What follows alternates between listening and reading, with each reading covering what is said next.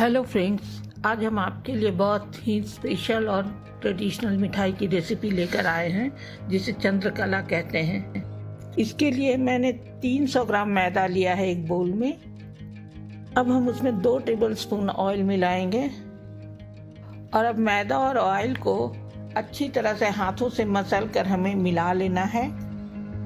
Oil को मोयन भी कहते हैं।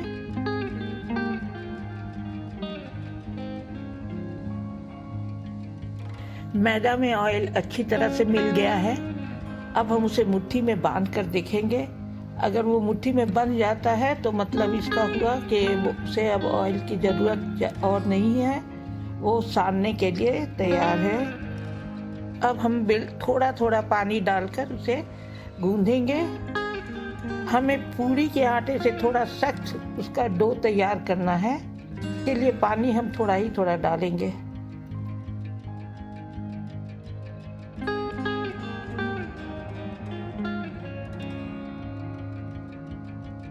डो तैयार हो चुका है। अब हम उसे हाथ से थोड़ा और मिलाएंगे और फिर थोड़ा हाथ में ऑयल लेकर उसे चारों तरफ से लगा देंगे और कपड़े से ढककर साइड कर देंगे।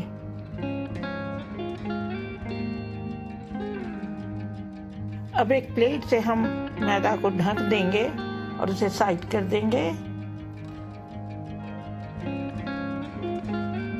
अब हमने 300 ग्राम चीनी एक डेगची में घोल कर रखा था, उसे 10 मिनट के लिए पकाएंगे। हमें 2 तार की चाशनी बनाना है।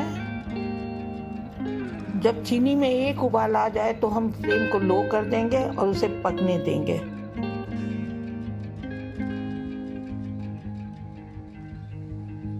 हमारी चाशनी तैयार होगी। हम दूसरी तरफ एक कढ़ाई गरम करेंगे और उसमें हमने 300 ग्राम खोआ लिया था, उसे भूनेंगे। खोआ बिल्कुल फ्रेश रहे तो अच्छा है। मैंने इसे फ्रीज में रख दिया था इसलिए थोड़ा जम गया है, हमें उसे तोड़ना होगा। खोआ को हम बहुत नहीं भूनेंगे, हमें 2 मिनट ही भूनना है उसको।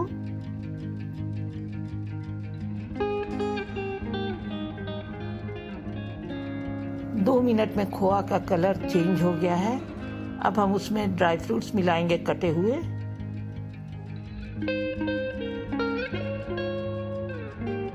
ड्राई फ्रूट्स आप कुछ भी मिला सकते हैं। इसके साथ ही हम 1 कप कोकोनट पाउडर ड्राई में मिलाकर हमें 1 मिनट और भूनना है। ये हम लगातार चलाते रहेंगे वरना ये नीचे लग जाएगा बॉटम में। अब हम 1 चम्मच पिसी हुई इलायची डाल देंगे उसमें और अच्छे से हमें मिलाना है। खोआ की जो गुठलियाँ हैं उसे हम लैडल से या मैशर से अच्छी तरह से तोड़कर मिला लेंगे। इसे हमें स्मूथ बनाना है वरना ये तेल में जाने के बाद फूट सकती है।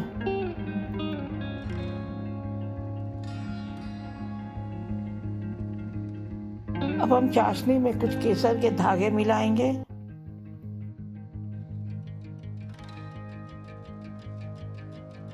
आधा चम्मच हमें ऑरेंज फूड कलर मिलाना है। अगर फूड कलर आपके पास है तो ठीक है, वरना स्किप भी कर सकते हैं।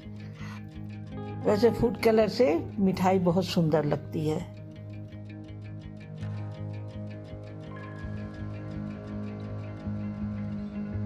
फूड कलर और केसर के धागों से चाशनी बहुत सुंदर लग रही है।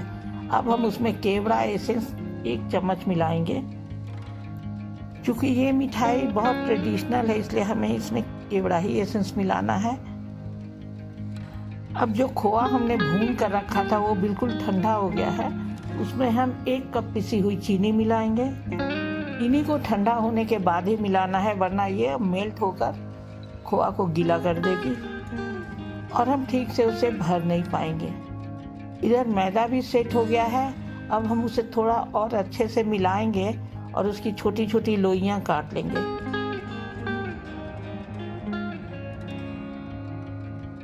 हमें इन लोइयों की पूड़ियां बेलनी है।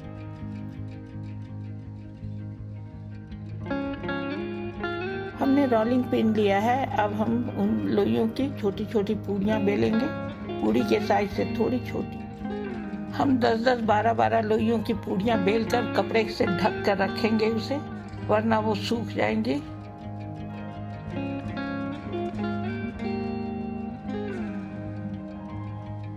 अब एक कटोरी में हमें 2 चम्मच मैदा लेना है, उसमें थोड़ा पानी डालेंगे और उसे घोल कर स्लरी बनाएंगे।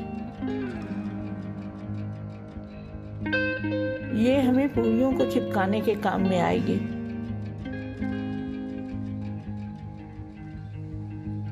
जो पूरियां बेल कर रखी थी मैंने, उन्हें एक एक करके हथेली में उठाएंगे, उसे खोए की स्टफिंग भरेंगे और उसके किनारों पर चारों तरफ से स्लरी लगाएंगे।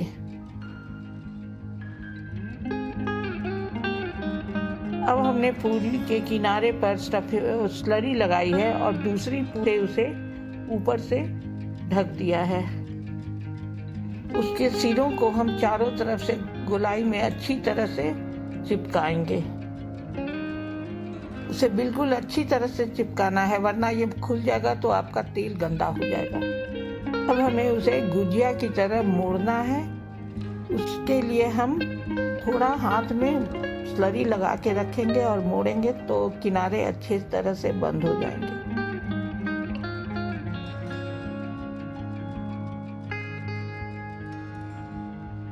यह देखिए, हमने एक पूरी भर ली है और उसे दूसरी प्लेट में रख दिया है।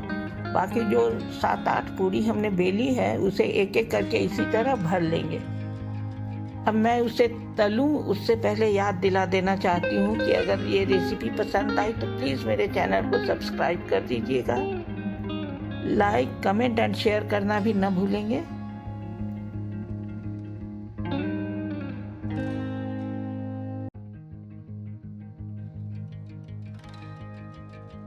सारी पूरियां बेल कर भर ली गई हैं। अब हमें उन्हें तलने के लिए एक कढ़ाई गरम करना है।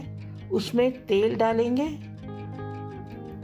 तेल को बहुत नहीं गरम करना है, इसे मीडियम आंच पर ही हम रखेंगे और पूरियों को उनमें डालेंगे एक एक करके। तेल बहुत ज़्यादा गरम हो जाएगा तो पूरियां अच्छी तरह से नहीं सिकेंगी। इन भरी हुई पूरियों को हम लो फ्लेम पर तलेंगे। लो फ्लेम पर इनका कलर बहुत सुंदर आएगा, गोल्डन ब्राउन, और ये बिल्कुल क्रिस्प होकर निकलेंगी। किसी भी चीज़ को तलने के लिए हमें एक बात का ध्यान रखना होगा कि फ्लेम लो रहे, इससे वो बहुत अच्छी बनेगी। हमें उसे हल्के हाथों से उलटना पलटना है।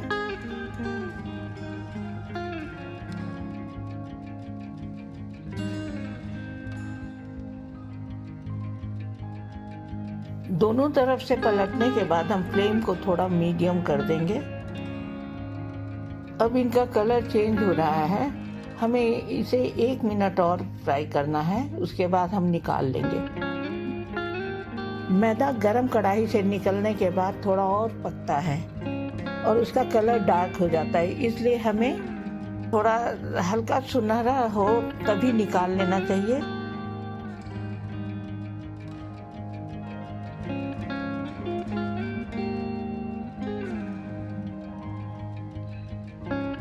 ये बिल्कुल तैयार हो गई है। अब हमें इसे एक स्ट्रेनर में निकाल कर रखना है और थोड़ा ठंडा होने के बाद जो चाशनी हमने बनाई है उसमें डाल देना है। चाशनी में भी हमें दोनों तरफ से इसे पलटना है ताकि ये अच्छी तरह से सोख कर ले। अब 2 मिनट के बाद हम निकाल लेंगे उसमें से। ज़्यादा देर छोड़ने से सौगी हो जाएगा।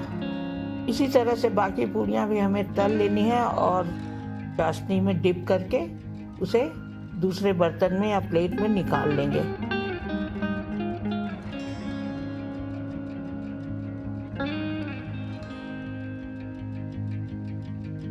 हमारी मिठाई चंद्रकला तैयार हो गई है। अब एक प्लेट में सजाकर हम इसे कटे हुए ड्राई फ्रूट से गार्निश करेंगे और चांदी का वर्क हो तो ऊपर से आप सजा दीजिए। अगर चांदी का वर्क आपके पास नहीं हो तो स्किप भी कर सकते हैं। मेरे पास थी तो मैंने सजा दिया। टेस्ट में लाजवाब यह मिठाई आप किसी को एक खिलाएंगे तो वो 2 खाना चाहेंगे। अगर मेरी यह रेसिपी आपको पसंद आई तो प्लीज़ मेरे चैनल को सब्सक्राइब कर दीजिएगा, लाइक और शेयर भी कर दीजिएगा। मिलेंगे फिर अगली वीडियो में नई रेसिपी के साथ। अपना ख्याल रखिएगा। तब तक के लिए टेक केयर, बाय।